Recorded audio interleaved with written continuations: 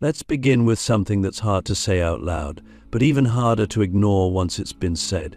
Sometimes the pain that shattered you into a million unrecognizable pieces was the very thing that cracked open your soul. And if you've ever been through something that felt like may sound outrageous, or just a moment where you felt like you couldn't go on, I want to tell you something that may sound outrageous. That moment may have been the best gift life ever gave you. I know it doesn't feel that way at first. It never does. All we feel is the break, the shock, the emptiness. We want to rewind time, undo the damage, scream into the void for answers. We want to ask the universe, why me? And sometimes the silence that answers back just makes it worse. But what if I told you that the silence isn't empty? What if the silence is the beginning of your awakening? You see, we live in a world that glorifies comfort. We're taught to chase happiness, avoid discomfort, and pursue a version of life that looks perfect on the outside. But what if true transformation doesn't come wrapped in ease and pleasure? What if the path to your highest self had to begin with a fall so deep that there was no way back to who you used to be? I want you to think back to your lowest moment. Just for a second, not to relive it, but to honor it. What did it take from you? And more importantly, what did it reveal to you? Because here's the first sign that the worst thing that happened to you was actually a gift. It stripped away the illusions you were clinging to. Maybe it was a relationship you thought would last forever. Maybe it was a job that defined your identity. Maybe it was a version of yourself that you thought was permanent. But when it was taken away, what was left? That's the question that changes everything. Because in that space where the illusion used to be, you were forced to meet yourself, the raw, real, unfiltered version. The soul behind the mask. That stripping away is sacred. It's terrifying, yes. But it's sacred because for the first time you weren't performing. You were surviving. You were breathing through the wreckage. And in that darkness, you started to see what you're really made of. So here's the second sign. You discovered strength you didn't know you had. Not the kind of strength that shows up on stage or in social media captions. I'm talking about the quiet, relentless kind. The kind that gets you out of bed when your heart is too heavy to carry. The kind that shows up when no one is watching. That strength, that resilience, it didn't come from reading a book or watching a motivational video. It was born in fire. It was forged in the exact pain you wished never happened. And maybe that pain gave you something else too, something even deeper. Maybe it gave you clarity. That's the third sign. You began to see what actually matters. When life breaks apart, the noise goes with it. The distractions, the false goals, the expectations of others, they all fade into the background. And suddenly, you're left with something pure. You know what I mean. You start asking real questions. Who am I? What do I really want from this life?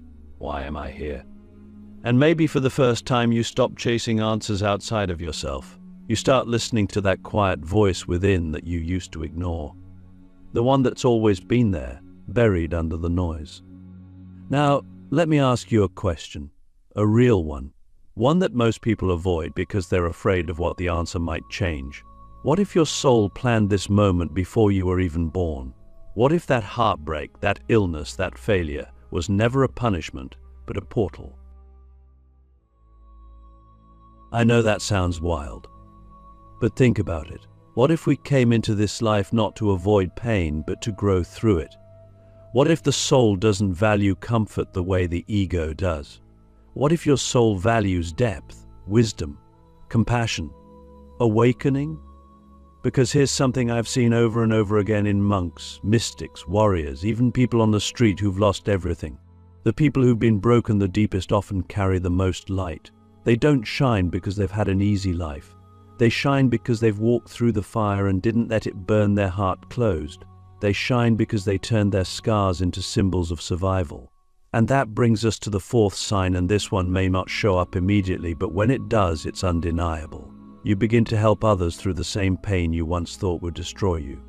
That's the moment you realize it wasn't just about you. Your journey, your suffering, your healing, it becomes a beacon. Suddenly someone else feels seen, understood, less alone. And something magical happens. The pain becomes purpose. You stop asking, why did this happen to me? And you start asking, how can I use this?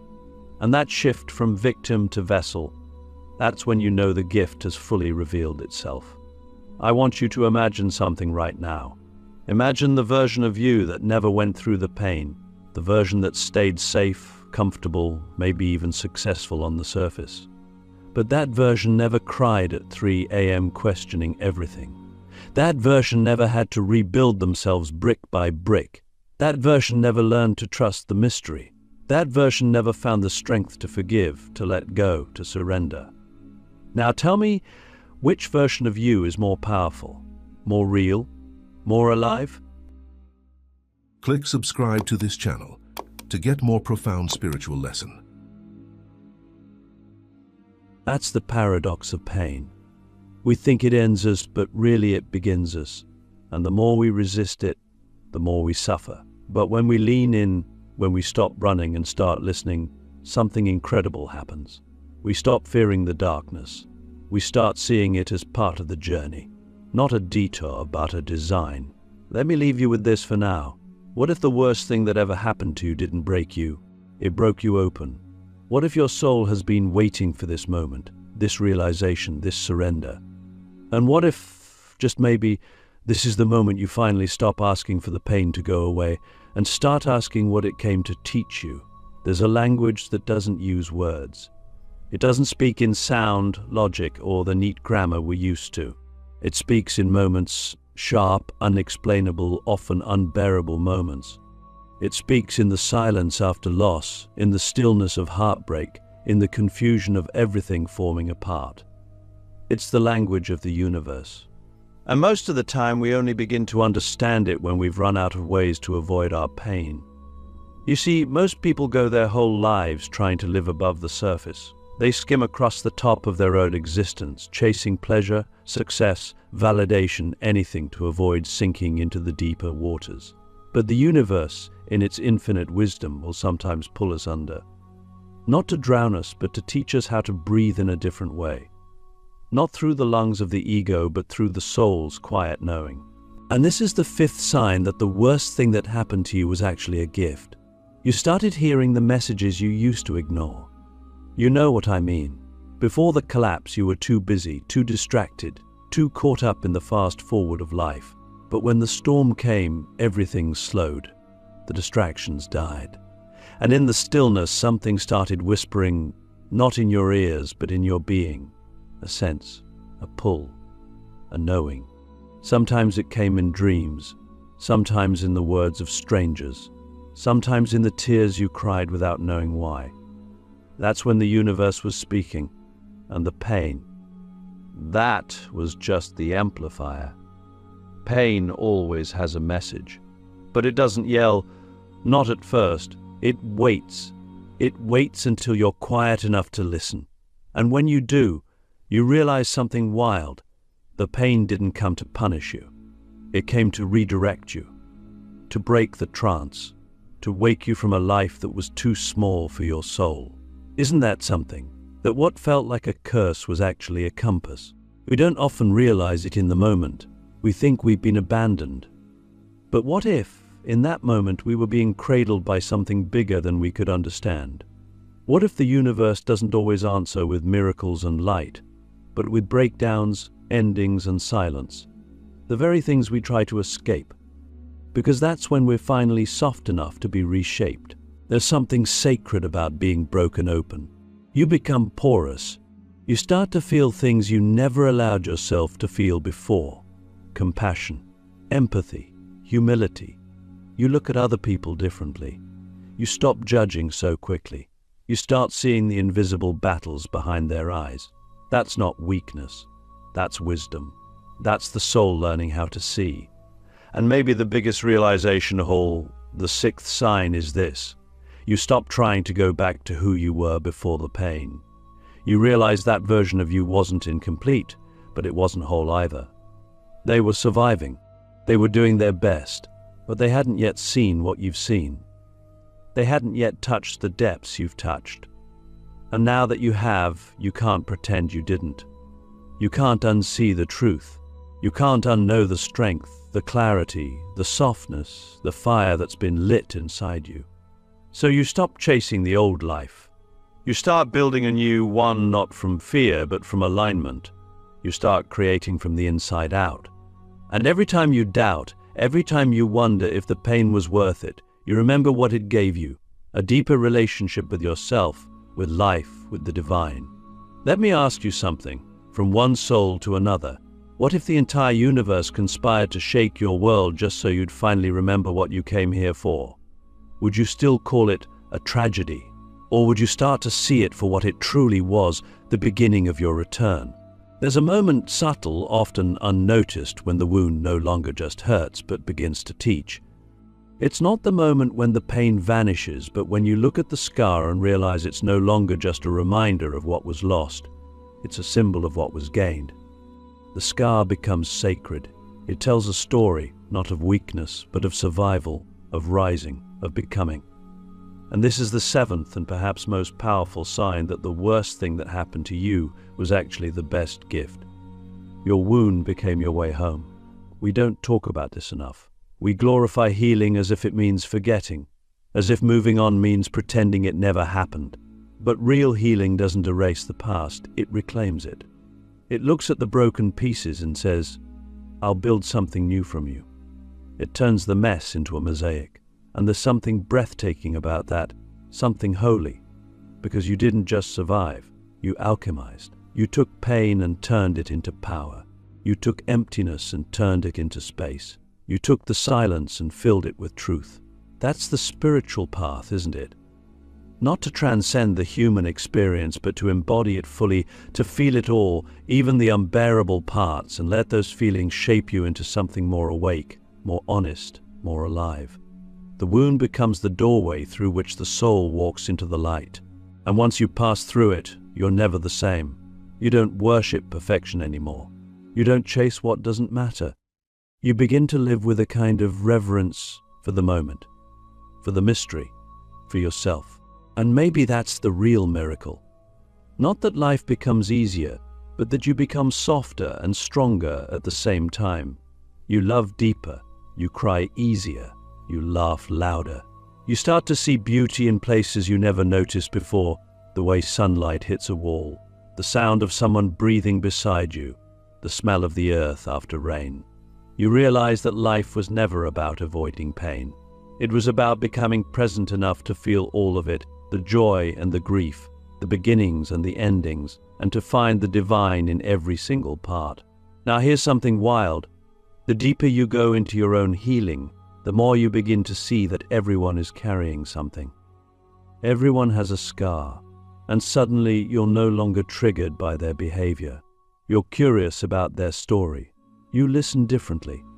You love differently. Because you've walked through fire and your empathy has been baptized in it. Let me ask you something. What would happen if you stopped hiding your scars? What if you wore them like sacred tattoos, not to get attention but to give permission? Permission for others to be real, to be seen, to stop performing and start healing. That's the power you carry now. You're no longer just a survivor. You're a lighthouse, a guide, a quiet revolution wrapped in a human body. And sure, the pain still visits sometimes. The memory still stings. But now you greet it like an old teacher. You no longer fight it or fear it. You sit with it. You breathe with it. You ask it what it still wants you to know. And then you thank it for all it gave you, not because you enjoyed it, but because you grew from it. And growth, real growth, is sacred. So when you look back at the breakup, the betrayal, the loss, the failure, the illness, the storm, you don't see it as the end anymore.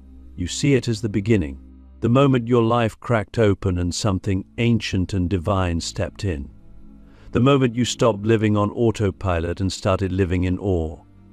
The moment your soul whispered, "Now, no worries." Somewhere deep in the mystery of existence, there's a force at play, a force that doesn't operate like we do. It doesn't cling to comfort or fear endings. It doesn't measure success by how much we accumulate or how safe we stay. This force, call it the universe, God, source, or your higher self, is always working in one direction, your awakening. And sometimes the only way it can get your attention, the only way it can redirect your path, is to allow everything you thought was stable to fall apart. Not because it wants to hurt you, but because it wants to reveal you. You see, the life you were living before the pain. It may have looked okay on the outside. You may have convinced yourself it was enough. But deep down your soul was starving. Starving for truth, for depth, for a life that meant something. And so the universe, in its infinite wisdom, orchestrated a divine setup. It let the illusion collapse. It let the floor fall away. And in that terrifying freefall, you were forced to discover wings you didn't even know you had. This wasn't a punishment. This was precision.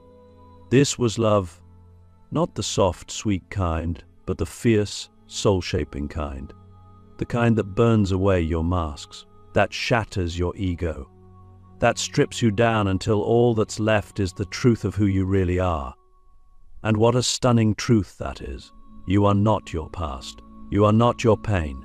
You are not the story you were told or the one you've been repeating in your head. You are light wrapped in skin. You are purpose in motion. You are the very proof that even broken things can bloom.